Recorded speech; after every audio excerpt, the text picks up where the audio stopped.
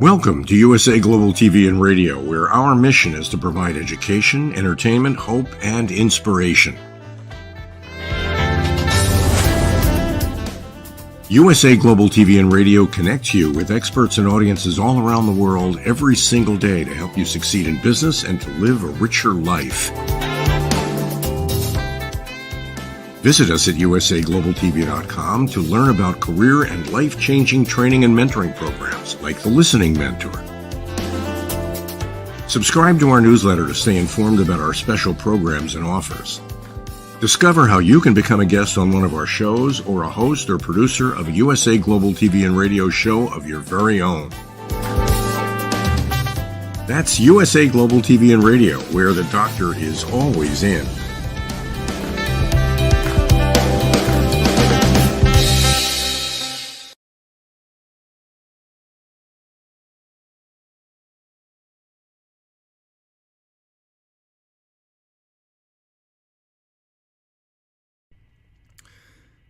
Hey, it's Robert J. Moore, Next Level. Hi there, it's Catherine Norland. I am an actress at Darman Studios. And I'm Robert J. Moore. Everybody already knows me. Today, I got this very special guest on today, Catherine Norland. She's been seen in Darman. She's been seen in different shows out in the world. Actually, she has a lot of little books out there, too. And she's on YouTube. If you catch her on YouTube, you might even get to say hi to her once in a while.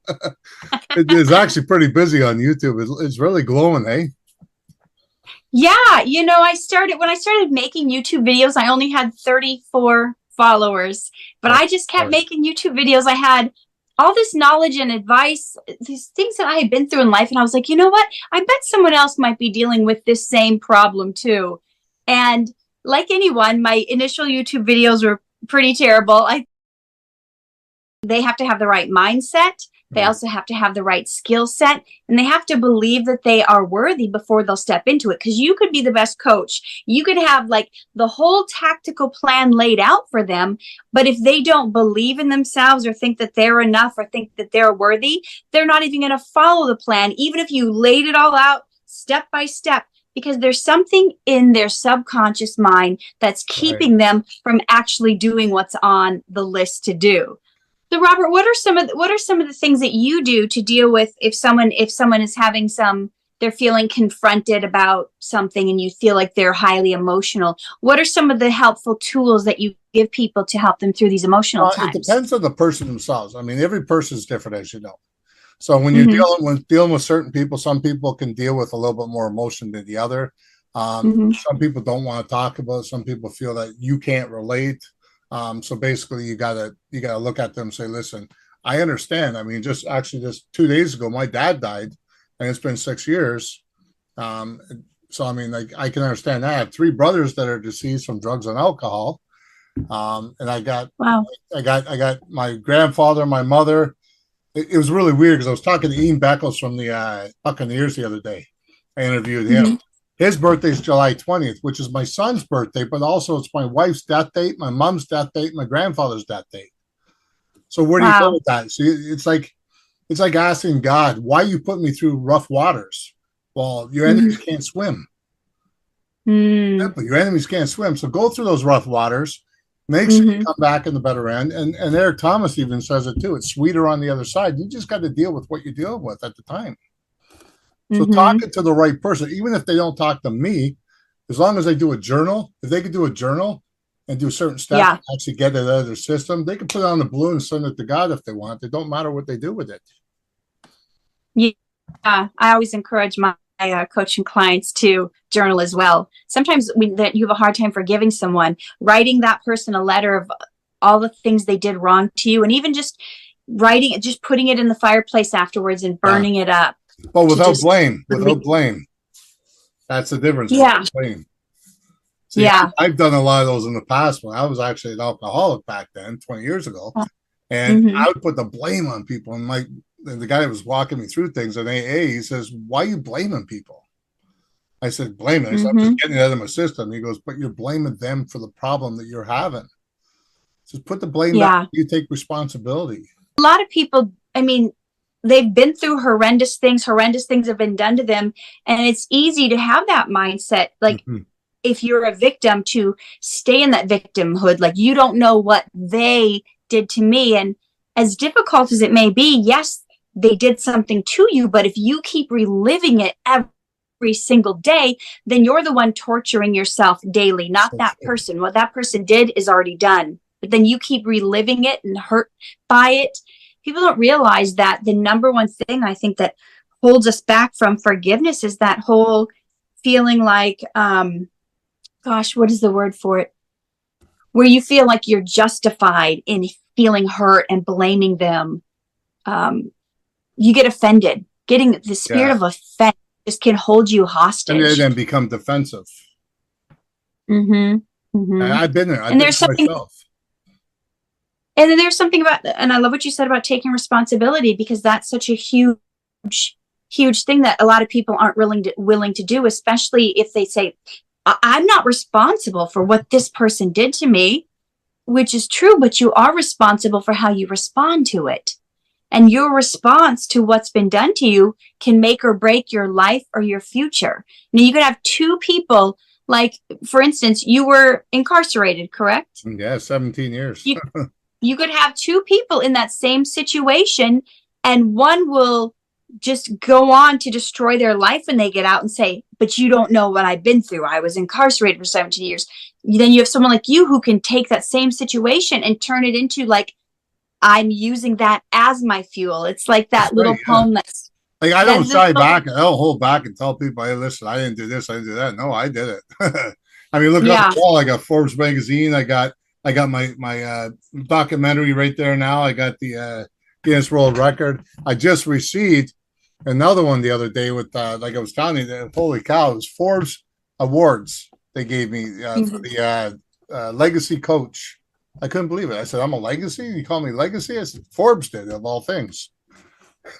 Awesome. I guess I've been doing this long enough, I guess. I deserve it.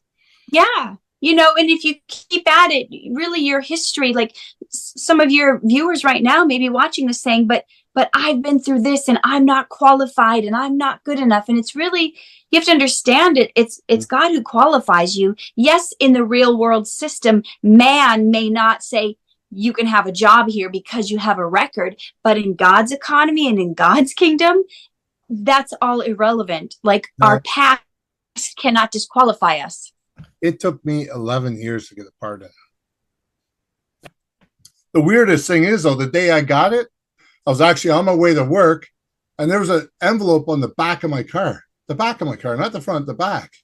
I'm thinking, well, there's a little one on there, and I said, okay, what's this? Open up, and then I couldn't start the car. I was like, wow. I was shaking so bad. I was like, wow. I mean, I was so excited. I had tears coming in my eyes. I bawled like a baby. I was so excited. Wow. I got a new life now. What am I going to do with it? Exactly. And I think that's the choice everyone who's watching this has every single day, no matter where you've come from, no matter what your past is. Every day is a new day. This is a new life. What am I going to do with it? Whatever happened yesterday, we just keep going. We move on, and we decide each day what our life is going to be. So true, because if you hold on to the past, you're not going to move forward. It's like another guy I talked to today. All he cared about was money. Well, I got to make money. I got bills. I got this. I got that. But where's your passion? Yeah. I need you to focus on your passion. Forget the money. Let's work on the passion. You put that passion out there, that money will follow. But forget the money. Forget the bills. Forget the money. You're going to get in debt. So what? Oh my goodness. That's such a great lesson. That's such a great lesson. If you're not pursuing something that you love, when you're pursuing something you love and you're passionate about, you have this fire, you have this zeal, you're attracting other wonderful things to you. When you do something for just a paycheck, you're not fulfilled, you don't like it, you end up sabotaging yourself. I remember when I was a day trader, that was like the most awful, like the third most awful job. I had that. I would rather I was up every morning at 6:30 in the morning looking at the charts and the candlesticks and when do I get in? When do I get out? How many? And it was just stress. And I kept thinking, I would rather just be writing a poem right now. And, you know, I published 3 poetry books. It wasn't for me. Doing something for the money wasn't for me. So finding a way, you know, if you have gifts and talents that you love, that you're passionate about, finding a way to monetize them is, you know, really it will come. Like I love speaking, so, but I also love poetry. So combining the two, like I was able to do a poem the other night at an event, combining the speaking and, you know, putting in things that you love, even may sound silly, but like if you're a juggler, find ways to work that into other things you do. No matter how different it is, there's so many niches out there. And I think some of the most standout people on YouTube or entertainers are people that combine that thing that makes money with that thing that's your love and passion. And you're going to be so unique when you do that. Stop putting yourself on the pedestal with everybody else and work your own world too. That's the difference. A lot of people say, oh, they're doing better than me. Who cares? You're not in competition. Yeah. I mean, like, here's one thing I see all the time. People that aren't happy, and they're entrepreneurs. If you're not happy doing it as an entrepreneur, you're working a 9-to-5 job again. Yeah. That's what it feels like. If you want to switch that and build something out of it, learn how to automate things. You got two people right here that can help you do things. We can help you. We can help you bring yourself out of you and look at the real you and help you out. Yeah, that's so true. And I think a lot of people, sometimes as entrepreneurs, we can get stuck. There's this piece of information and we don't, like, we keep studying all these YouTube videos, sometimes you just have to like give the reins up to someone else, pay someone, delegate, do something, stay in your wheelhouse, stay in the place that's your creative genius and farm out. And when you're a solopreneur, it's easy to go, well, I don't have enough money coming in to pay someone, but it's your sanity. It's moving the needle. If you've been stuck on the same problem for more than a couple months, you need to get help. You need to pay for help because you want to get moving into the cash flow as fast as possible. And if you see that there's blocks in the way, it's your job to be just swiping away the blocks every time you can. Do you remember your first client as a coach? I feel like I have been coaching so long that I didn't charge people.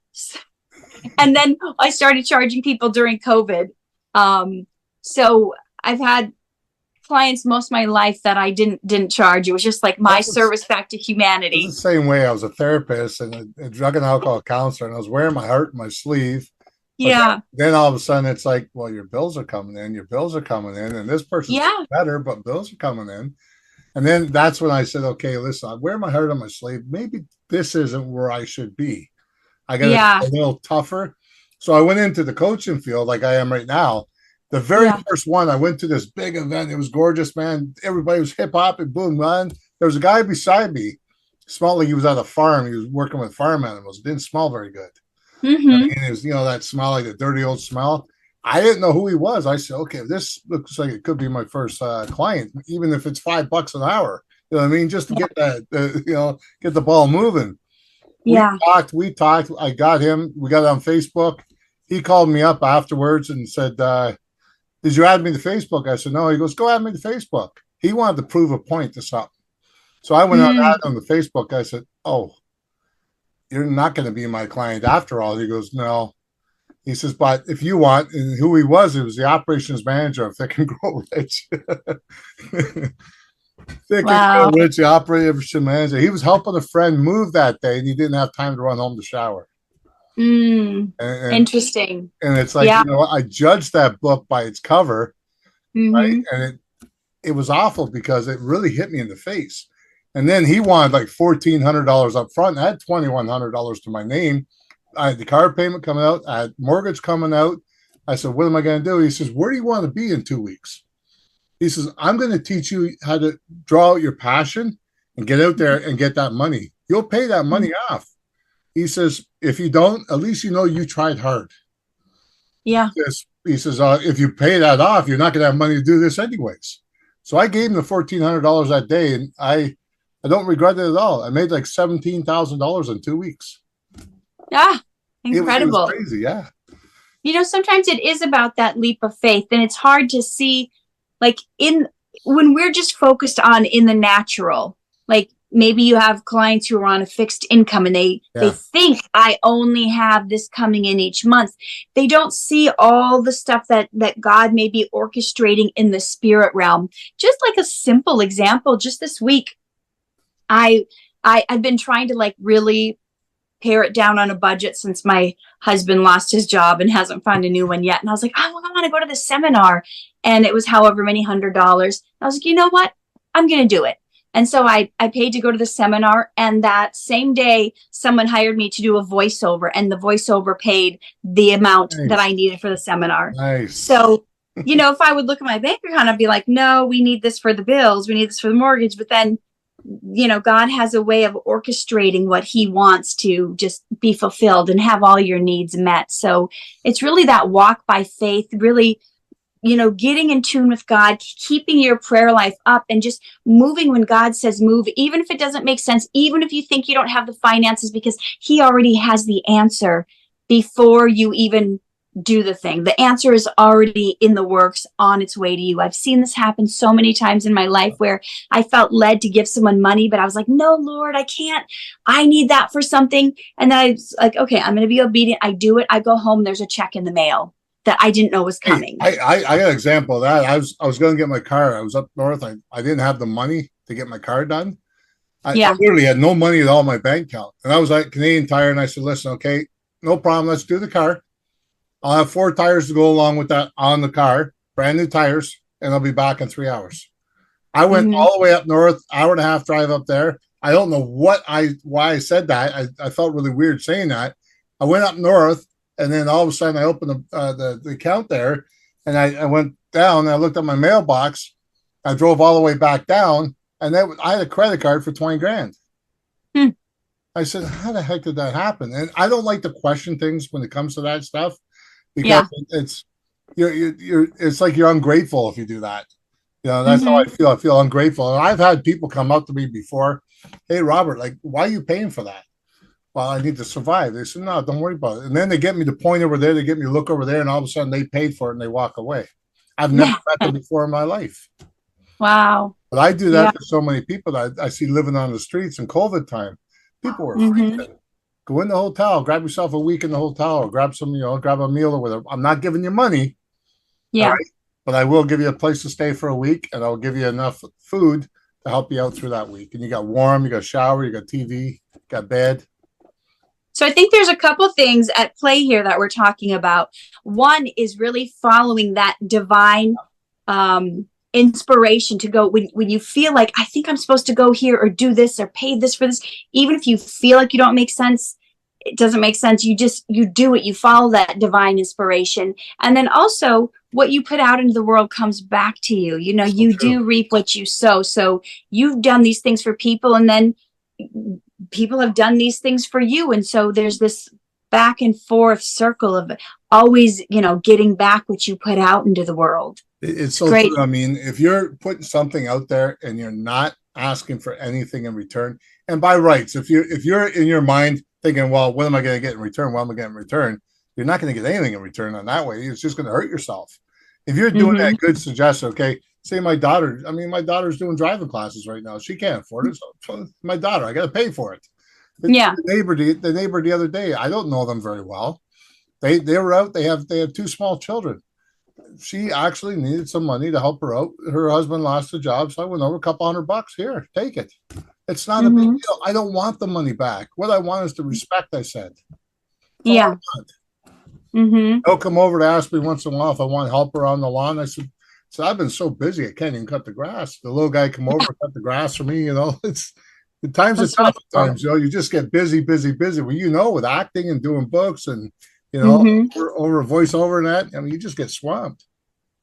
Yeah, and I think that's such a great example, because I think we all have different gifts, and some people have the gift of service, and some just all our different gifts, and the fact that we can have this unity and barter with each other. You may have finances, they may have more time. Yeah.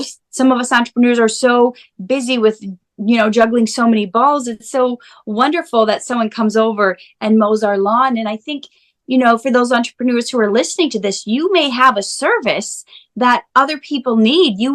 It's easy for you to maybe do numbers, to do spreadsheets, to do someone's taxes, to mow lawns.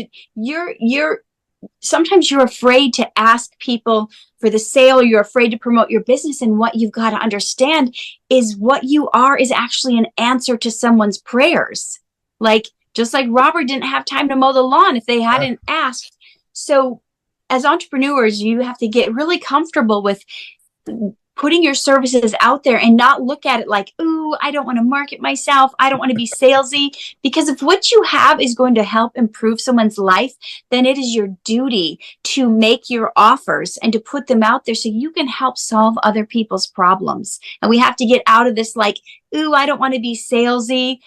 When I wrote my book, You Are Worthy, and my online course, You Are Worthy, I know this solves a problem for people I help people stop building other people's dreams and sabotaging their own so they can step into their calling and live their purpose with confidence. So many years I was on the back burner helping everyone else follow their dreams, thinking I wasn't worthy of mine. But if God gave you that dream and he put that desire in your heart, not only are you worthy of it, you're able and capable and chosen to do that thing. So you have to, stop hiding and take that leap of faith into that future that you want to have. It's really strange because when I first started my coaching, not the therapy and all that, but the coaching part of it, it was really weird because I went to an event and I talked to the guy that was holding the event. He says, Robert, would you like to get on stage today? Red the blue. I was new to talking on stages. I said, oh, man, what am I going to talk about? So he said, I'll give you 5 minutes. How's that? Just take 5 minutes, just get up there and feel good about it. Yeah. Best part that I got up there and did, Bob Proctor was one and Les Brown was the other. I was sandwiched in between. Ah, wow. And that there, bro, I didn't know. I didn't even know they were there, right? I didn't know at all. Bob Proctor got up and he says, I don't like speaking after Robert. They go, why? I'm feeling like, did I do something wrong here? He goes, no, it's not that. It's the fact that I don't like speaking after good speakers. Now I really got to try harder. And that made me, wow, this Bob Proctor said that about me. All of a sudden, everybody in the room was like, Robert's at this level now. They put me on some kind of pedestal, which I was not on, but I stayed at that top level. And then I started teaching Les Brown's daughter. I started meeting up with Carl Wilson, all these big, huge names. What would you say, Robert, for those of you people who might be watching that want to do speaking, what was one of your secrets to getting over that fear? And instead of saying no, you could have said no to that 5 minutes. What was it that gave you the courage to go up there and do that? One of the persons that were there told me one valuable lesson. I'm not speaking for me. I'm speaking for them. Exactly. I'm speaking for the audience and giving them, the audience, not what they want to hear, but what it could be potentially what they need to hear. Saving one person, I might not save anybody. But the point is, I'm not getting up there, oh, look at me, I did this, I did this, I did that. It's not about that. It's about sharing, experience, strength, and hope.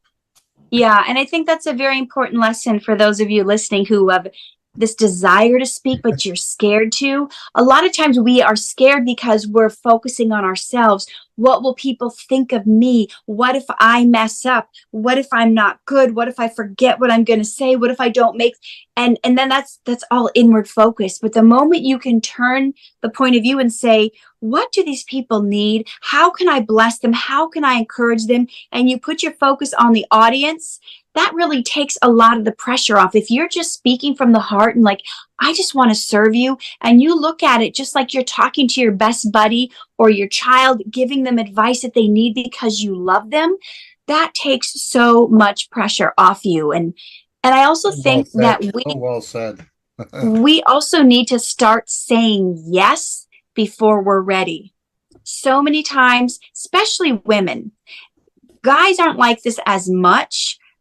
Statistically, a woman will not apply for a job if she looks at the listing and she's not 100% qualified, but they found that guys will apply for the job even if they're only about 70% qualified for the job. So for some reason, women think we have to be everything perfectly before we do it. But no matter who you are, I would say you have to jump before you're ready, and you have to trust that you're either going to learn to fly as you jump off, or you're gonna build your wings along the way, or that God is gonna catch you. But it's that if we're staying in our comfort zone, we're not growing. And that's what we need to do. We need to take that leap out of it and trust we're going to grow along the way. We're going to figure it out. And sometimes we treat like, let's say we mess up. Let's say you were horrible that 5 minutes. It's not the end of the world. People will probably forget it in the next day or two. And you may feel humiliated, but honestly, people won't even remember. They'll just be like, yeah, he wasn't that great. And we think it's like the end of our career, and it's not. It's just like, okay, well, I tried that. It didn't work. Let me try it different next time. Let me see what I could have learned from that. How could I do better? And constantly reassessing. It's like, was it Edison that said, I didn't fail like 999 times. I just found 9 ways that making the light bulb didn't work. Yeah. Once you got to 1,000, now I get how to make the light bulb. It's the same with us. It's like, I don't know where this fear of failure comes, because everybody fails. And as adults, we give up so much easier than children. If you think about it, when you're a child, you've got many, we're learning how to walk. Like the first 50 times they fell down, you didn't go, oh, I guess they're not meant to be a walker. They're, guess you're meant to crawl. 52. Yeah, I guess you're just meant to crawl. Yeah, there you go. Sometimes we do that as adults. We're like, well, I failed this, failed that. We'll keep failing. The most successful people fail forward faster. You just keep failing faster and going forward. And what can I learn from this? What can I decipher to do better next time? And that's all entrepreneurship is failing forward faster. Happening in the background, kids are going to come and interrupt. Things are going to happen. It just, I'm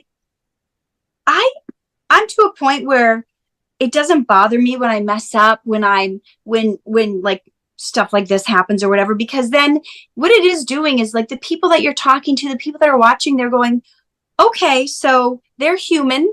You don't have to have it all together, because some people are not starting their business. Some people are not going after their dreams because they think, oh, I have to have it all figured out first. I have to have the perfect background. I have to get an office with Forbes things hanging on my wall.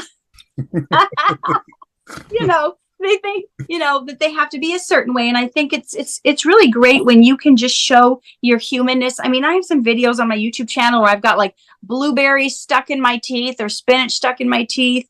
I have so many like coaching videos. Where I didn't put a lick of makeup on.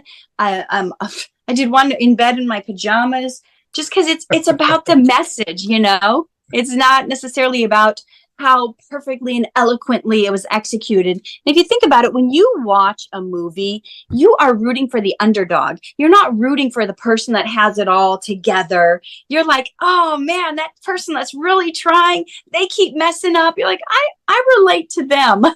It's just amazing how people think they need to actually compete with someone else. Oh, he did this, or like, what they used to say to me? Before I started talking about that I had a pass, I wasn't talking about that at first. I thought, okay, nobody really wants to know that stuff. They'll scare them away. Next thing you know, they said, well, Robert, you wouldn't understand because you're way up there. You're on the pedestal now. All these people see you. Right. It wasn't a week later. I said, you know what? I did a live right on Facebook. I had like 1,800 people watching. I said, look, you guys all think I'm on pedestal. I said, next week, I got the head ex mob boss coming from the UK to meet up with me in Toronto, because I'm doing his book, because he finished doing 20 years in prison. I finished doing 17 years in prison because we were bad apples back then. We were misguided. And they're like, what do you mean you did that many years? I made choices that were affecting me for a long time. Yeah. And it wasn't the right choices, but that's why I decided to tell people, now utilize my story to be the person I am today. Now they can't hold things against me by saying, well, you're an ex-crackhead or you're an ex-drunk. Well, who cares? I can make... Well, you make such a great point, and I've seen that over and over in life. So many people think they have to be perfect, and they have to have this perfect branding. Yeah. Everything has to look like they've never had any issues in life. And that just makes people not relate to you. And it makes people feel like, well, I guess I can't do it because I'm so messed up. I have this shady past. When you tell people like, look, I haven't always been this. I haven't, I struggled I struggled with self-worth issues. That's why I wrote You Are Worthy. When I felt like I was supposed to become an actress, I couldn't even look in the mirror without crying. I had no self-esteem. Speaking to people, auditioning, that was like so far out of my realm. I used to have my mom go to the dry cleaners for me because I couldn't take rejection. I couldn't even have them say, oh, I need you to re-clean this dress because you missed a couple spots, because I was so afraid they'd be like, buzz off, we're not and then I'm having to hear no at all these auditions. No, you're too ugly, you're too short, you're too fat, I don't like your voice, your neck looks 10 years older than your face. Like all this stuff that they would say, the casting directors would say to me, I feel like a lot of times we're tested in the areas where we feel like we're the weakest. Wow, you want to talk about having nuggets. Now that is nuggets. You got two powerful people sitting there talking. I want to thank you again for sitting around and listening to what we have to say. Hopefully there's a few nuggets there that will help you along your way. And if not, I hope you enjoyed the conversation. Cheers, everyone.